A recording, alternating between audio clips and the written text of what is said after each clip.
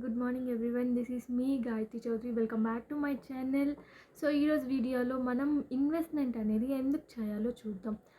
So ఈ వీడియోని start చేసే ముందు నేను ఈ వీడియోలో ఏవైతే ఫిగర్స్ని మెన్షన్ చేస్తున్నానో అవి just for informational purpose Google నుంచి తీసుకున్నవి మాత్రమే. So let's see why we should invest our money.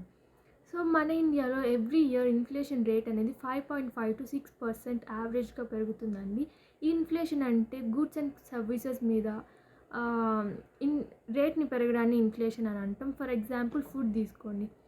Last 10 years అగో మనం దోశని ఎంతకు పెట్టుకునే వాళ్ళం?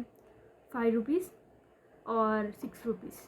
అదే దోశ ఇప్పుడు మనం 50 రూపీస్ 60 రూపీస్ స్పెండ్ చేస్తున్నాం. This is nothing but inflation. So మన దగ్గర మనీ ఉంటే మనం ఏం చేస్తాం? ఇంట్లో దాచుకుంటాం, or savings account or FD చేస్తాం. సో సేవింగ్స్ అకౌంట్లో పెట్టడం వల్ల మనకి 2.3 to 3% రిటర్న్స్ అనేది ఉంటుంది.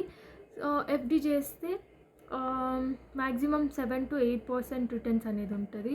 అదే మనం ఇన్వెస్ట్మెంట్ చేసామంటే యావరేజ్గా 12 to 15% కాంపౌండ్ రిటర్న్స్ అనేవి ఉంటుంది.